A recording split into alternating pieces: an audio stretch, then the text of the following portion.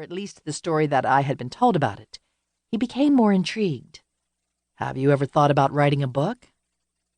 It seems like yesterday when he asked me that seemingly simple question, yet it was nearly 4 years ago.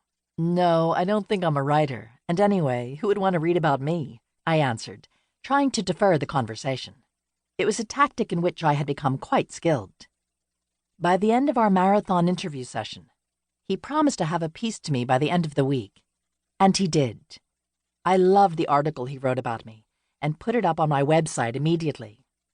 But he wouldn't let the idea about the book go. After several emails, he had convinced me to sit down and write a few pages. He promised that he would look them over and let me know what he honestly thought. So I did. I sat down and typed out nearly 30 pages without much thought. The pages included random stories, descriptions of memories that seemed interesting. Nothing life-changing, or so I thought. I shipped them off to him. Under 2 hours later, I got an email asking when I could have more pages done. He wanted to know what happened next. I couldn't believe it. What was so interesting about this story? I wasn't even sure what else I could say, and I told him so. He responded that what he found so interesting was this dichotomy he perceived in me. He knew me from my work in the community, things other professionals had said about me, and the transition I had told him about from my professional work into this new idea of coaching. Then there were these 30 pages of text discussing and detailing my nomadic upbringing. How could that kind of childhood lead to this successful person here today? He couldn't reconcile the contrast. I had never really thought about my childhood from this perspective. I never viewed myself as successful, and I never believed I had accomplished much of anything. In fact, I am, still trying to figure out my talent. I started thinking about my personal development classes and about the readings I had been doing on the law of attraction and other self-help areas. I thought about the hundreds of legal clients that had been into our office, lamenting about their situations. Questions began swirling around in my mind, and I became consumed. I began researching foster care statistics and alumni statistics. I was reading every article I could find about foster care outcomes, aging out of the system, and the general process of foster care. I suddenly came face to face with the truth in a way I never had.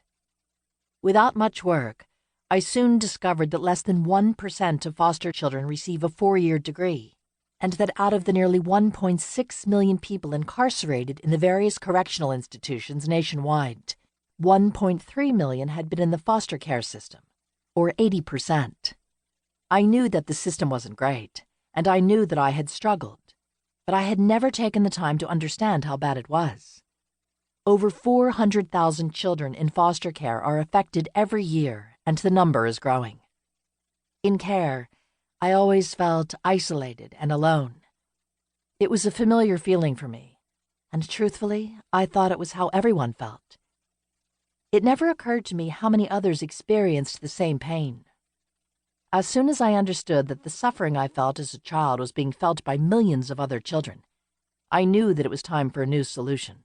I needed to share my story. In the years of research I've conducted for this book, I learned the general population does not understand the impact that the foster care system has on a person and the lasting marks that it makes on our communities. It is often unclear what happens after the children are removed from their homes, or what happens after these children turn 18.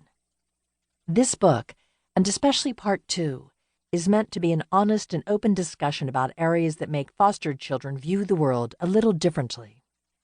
It is also the part of the book where I talk openly about possible solutions, things that can be done in a very real way to make the impact of foster care less disruptive in a child's life. These outcomes can be far more positive for the children and their communities. While there are many great organizations working to solve this problem, I in no way believe that the solutions I present are the only answers. What I do know is that if we do not come together to solve this problem, we will continue to have millions of children, now adults, who have never known love, safety, or stability.